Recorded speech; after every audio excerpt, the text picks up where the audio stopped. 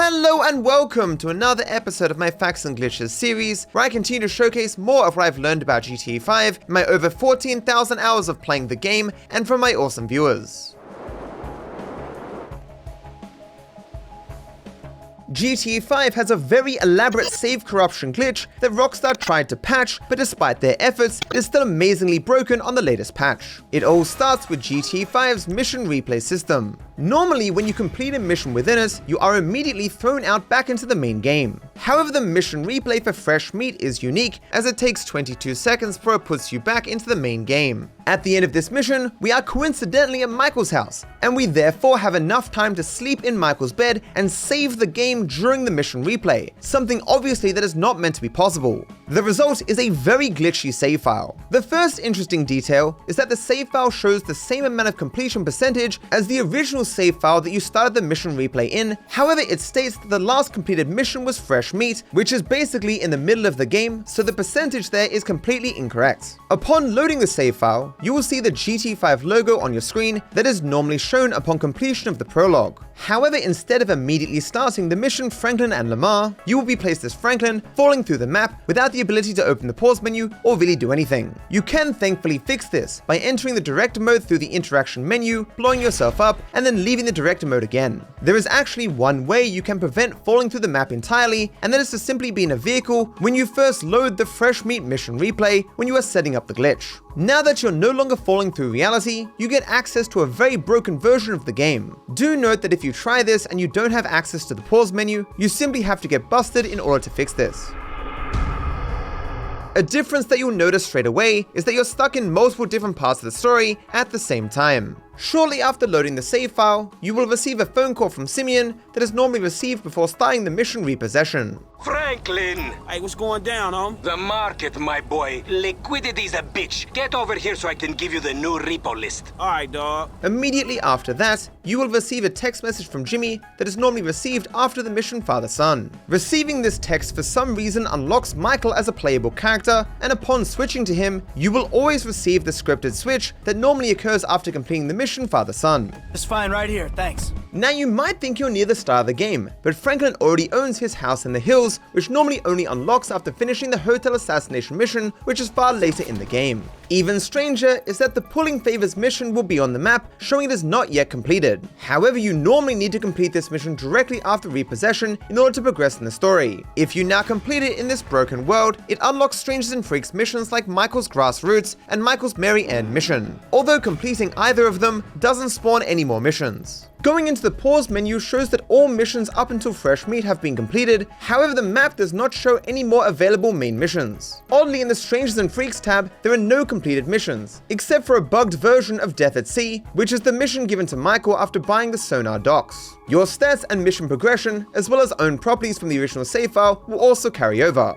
The most interesting glitch though occurs when you load directly from the start menu into GTA Online without going into single player, and then leave online by quitting to story mode while you have no other saves but the broken one. What happens next is dependent on the switch animation that you get when loading in. If you get a short switch animation, Prologue will start as if you start a new game. However, if you get a very long switch animation, like Michael getting out of bed, you will not end up being teleported to North Yankton. This results in you being in Los Santos during Prologue, which is surprisingly still loaded and functions like normal. The only difference is that the weather effects that apply during Prologue now apply to the entire map, and also Michael looks a bit weird. If you enter a cab and try to taxi to the mission waypoint, this will result in Michael saying that he wants to go to North Yankton. Hey, my man, where you going? North Yankton. That he is able to say this is surprising, because without some sort of glitch, there would be no circumstance where any character could taxi there. Sadly, it's not actually possible to taxi back to North Yankton. Instead, you'll be dropped off at the closest point to where North Yankton is placed on the map, which is the southernmost point of the terminal. As you'd likely expect, the map in the pause menu will be showcasing North Yankton, not Los Santos, and you can actually steal a plane and fly all the way out to North Yankton, where you can walk around freely. You can even go to the cash depot where Prologue normally takes place. While the roller door has no collision, the doors will still be locked, meaning you can't get all the way to your crew members. Now let's go back a step, because I didn't finish explaining what happens when you load into single player and get a short switch animation. When this happens, your character stays in North Yankton and Prologue starts like normal. However, this version of Prologue is very broken.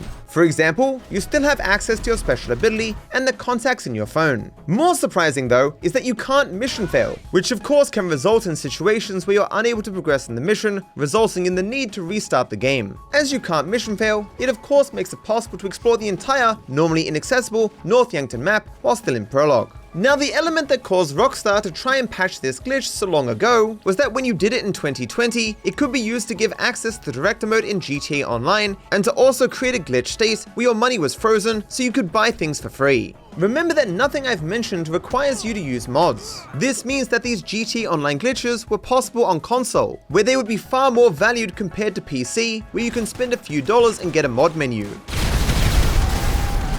Some of you may recall that I made a video on this glitch 5 years ago, but I decided that covering it again in my Facts and Glitches series would enable me to add a bit more info, as well as point out that the reason why it works a little bit different now is because Rockstar changed it so it wouldn't impact GTA Online.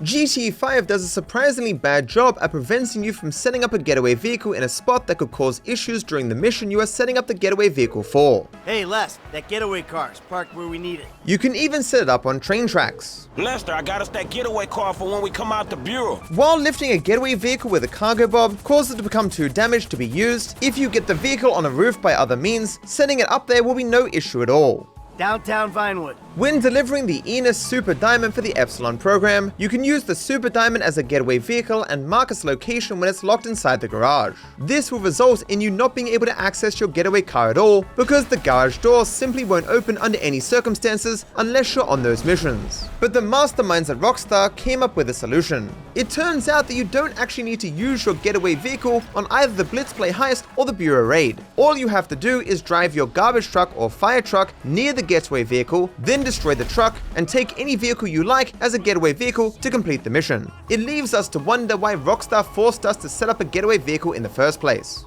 Grand Theft Auto 5 speedrunners have recently found a way to partially skip one of the most boring sections of the entire game, which is this long autoscroller section during the mission Nervous Ron. It was already known that if you use Trevor's power to survive an explosion while he's laying on the wing of the plane, he can fall off it. While this would hypothetically allow him to move around freely on the runway, no one knew of a way to consistently get an explosion on this part of the mission, especially as we don't have access to C4 at this time. Even if a way was found, it still seemed kind of pointless because the plane still travels faster than Trevor on foot as he's forced to aim down the sights. You're probably not shocked to hear this, but both these problems were solved. It turns out that if you shoot this arriving van at a very specific point, it will drive roughly in your direction. As this causes the van to catch fire, it will force the driver to jump out. If you then shoot the left tire just as the van is in front of you, it will turn straight towards you and explode as it runs into the plane. This fortunately all can happen at a time when a consistently spawning biker appears behind us, who we can then shoot to steal his bike and ride towards the cutscene trigger. Doing this saves 10 seconds compared to staying on the plane, which is significant in a speedrun. The Diamond Casino and Resort update added many interesting characters into GTA Online, like Tao Cheng, his translator, the Duggans, and of course Agatha Baker. But there are surprisingly around 200 people in the casino at any given time. While most of these are just random background characters, there are actually 11 named characters, each with a backstory that I'm sure most people never notice. This is Gabriel. He can often be found sitting at the bar. He has an Italian accent and he talks about his jet-set lifestyle. You can also find his blue Mamba in the casino garage.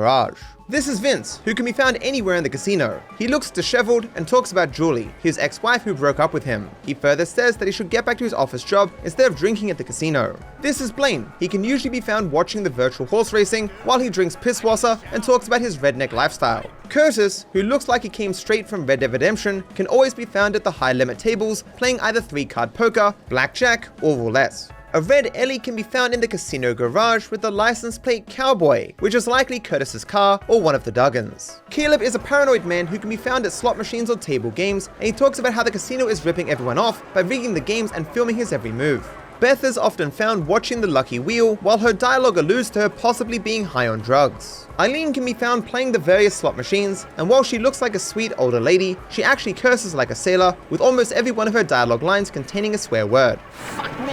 Yushi works as a property investor just like his father, and he likely works at a company owned by the Cheng family. He can be seen playing high-limit games, and you can find his yellow Tempesta in the casino garage. This is Lauren, a bride-to-be, and Taylor, her best friend, out on their hens weekend. They do mention being there with multiple other friends, however, none of them can be found anywhere. The two of them can be found gambling or at the bar, clearly very drunk, and they dominate the conversation wherever they are. And lastly, these are Carol and Dean, a middle-aged American couple who are visiting Los Santos on vacation. They can be found either in the casino store or playing the slot machines. They mostly talk about the other sights they want to see while in Los Santos, and how everything in the casino is way too expensive.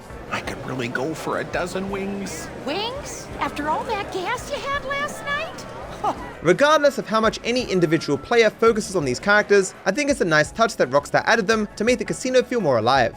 Some of the animals in GTA 5 have hundreds of possible spawn locations, but have you ever wondered what the rarest animal in the game is? It turns out it's the snake, who can only be found twice. Once in the back of the Vanilla Unicorn, and once in the Yellow Jack Inn in Sandy Shores. The contract update brought the agency to GTA Online, and within it there were endless references to GTA 5 story mode, as well as other Rockstar titles and real life. For example, the background of your assistant's PC shows screenshots from Red Dead Redemption 2. One depicts the Big Valley and the other the swamp. Upstairs in Franklin's office you can find a golden OG Loke record. This of course is the rapper CJ assists in the story of GTA San Andreas. Next to it you can find a painting of Chop with a purple bandana in his mouth, which is a reference to the single player mission Chop, as Chop takes out a purple baller in that mission. There is also a drawing of the "Welcome Back, We Missed You Last Time" graffiti that you can find close to Franklin's old house in the hood. Above his chair there is a poster that reads, "You own Los Santos." This is an altered version of the poster you could find in his old bedroom, which read, "Los Santos owns you."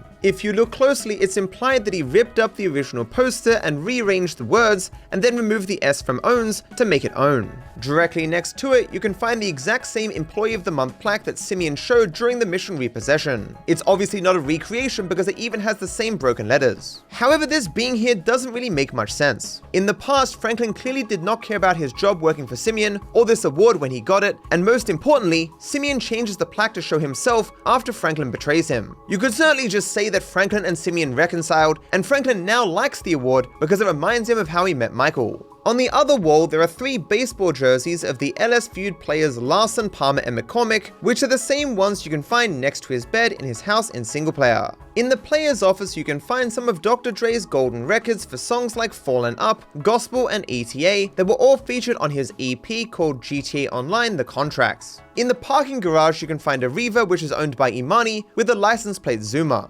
Lastly, when you have an active mission from the contract at your agency, you can also sometimes find Dr. Dre's Green Champion and Lamar's Emperor. Have you ever wondered how long it takes for your character to respawn after dying in GTA 5? As it turns out, the answer is more complicated than you think. If you die anywhere between 9 PM and 11:59 AM, you will respawn exactly 10 hours later. However, on the other hand, if you die anywhere between midday and 8:59 PM, it will respawn you at 7 AM the next day. That may initially seem confusing and convoluted, but there is some logic behind this. Remember that your character is getting discharged from a hospital, and hospitals do not let people leave at all hours of the day. In this case, Los Santos hospitals will hold people for 10 hours and then let them go if the end of this 10 hours falls within their discharge hours, which is 7 AM to 10 PM. If it happens to be the case that you die and 10 hours would put you outside of discharging hours, they will hold you for longer than 10 hours, holding you until 7 AM, which is the next time they allow people to leave the hospital. In the most extreme case,